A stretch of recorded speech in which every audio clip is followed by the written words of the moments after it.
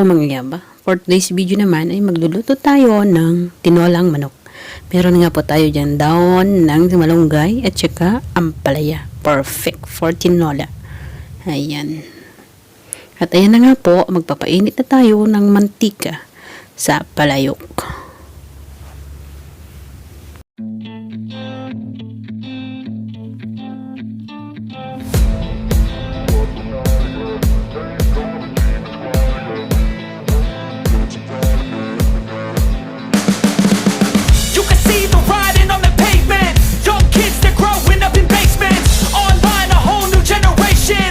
At nung mainit na nga, nilagay ko ng una yung bawang.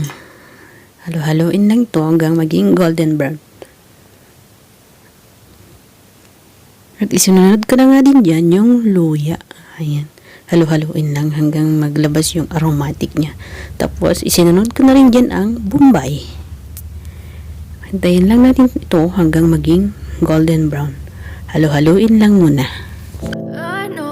Told your friend you're not okay, and tell me what's wrong and why you never said you felt that way. And guess you're trying to stay strong and fake a smile until I look away. But I've known you too long, it hurts to watch your blue eyes fade to gray as you fade away. Ayan, mukhang ready na nga. Medyo golden brown na siya. Tapos ilagay na natin dyan yung manok. Tapos halo-halohin lang din ulit ito hanggang maging golden brown. With all the chemicals up in my brain, all of a sudden I don't look at anything the same way. Got a build up of my thoughts sitting in an ashtray. I'm sorry that I'm so inconvenient, okay. Just let me be me and I'll stay out of your way. I can see the way you look at me. At ayan na nga, mukhang ready na. Medyo nag-brown na.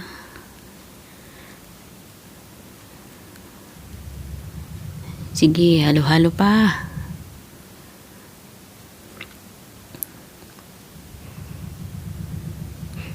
At after that, nalagyan na nga po yan ng tubig ng aking pinsan.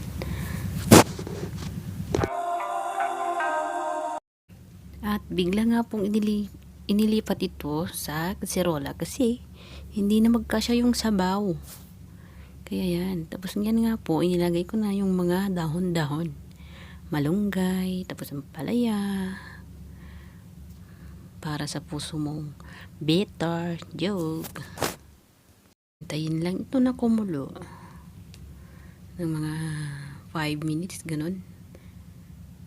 Tapos takpan lang muna. At ayan, ready na. Kainan na.